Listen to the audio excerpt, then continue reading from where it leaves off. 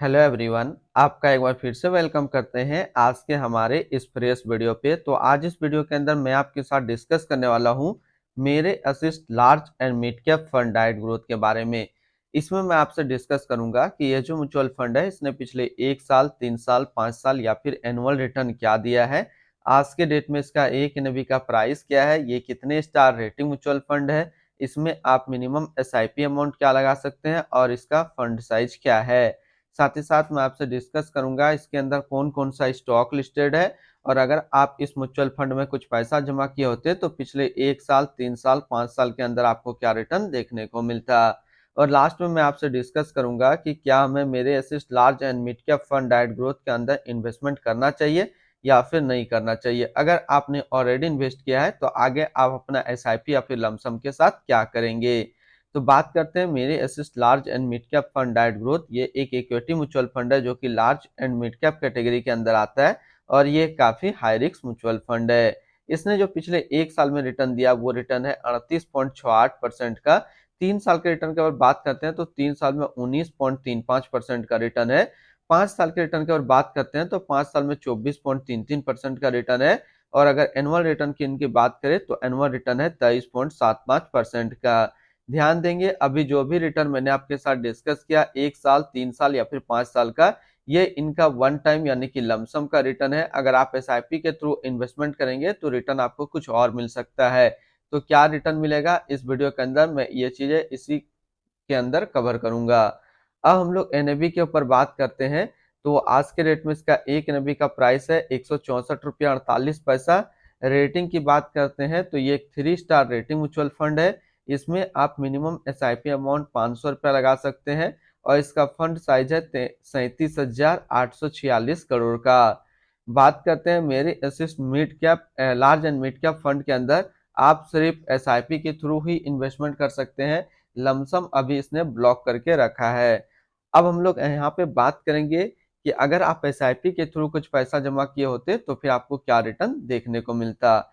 अगर आप 5,000 रुपया पर मंथ इस म्यूचुअल फंड के अंदर एसआईपी किए होते तो 1 साल में आपका पैसा जमा होता 60,000, आपको मिलता 71,939 रुपया।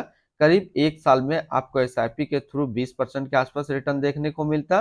3 साल की बात करते हैं तो 3 साल में आपका पैसा जमा होता 1,80,000, आपको मिलता 2,61,979 रुपया।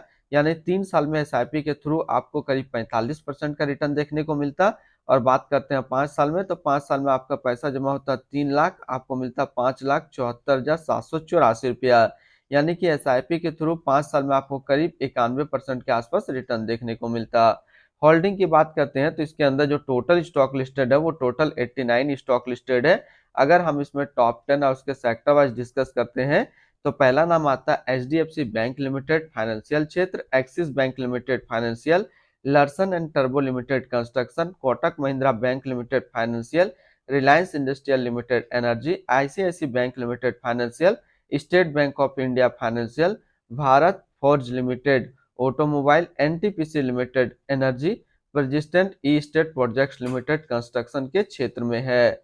अगर इसकी होल्डिंग एनालिसिस को हम लोग देखें तो इक्विटी पे है 98.4%, कैश पे है 1.6%।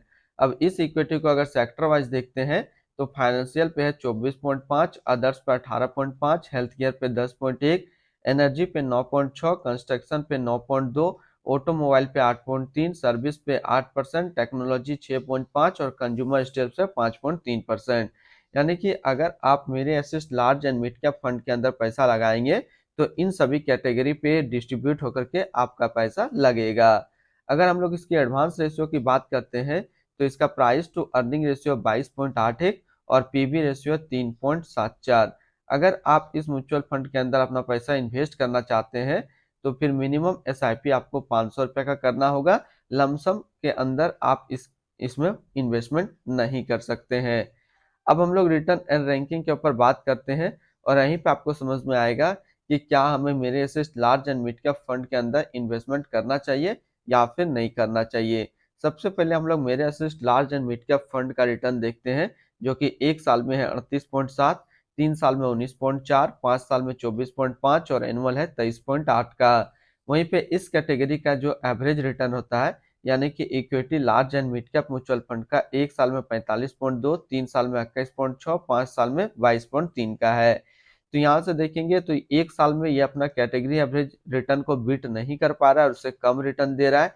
सेम कंडीशन 3 साल में भी है, 3 साल में भी ये अपना कैटेगरी एवरेज रिटर्न को बीट नहीं कर पा रहा है, लेकिन 5 साल में ये अपना कैटेगरी एवरेज रिटर्न को बीट करके आपको अच्छा रिटर्न दे रहा है और प्लस रिटर्न रैंक की कैटेगरी पे भी थोड़ा सा सुधार हो रहा है।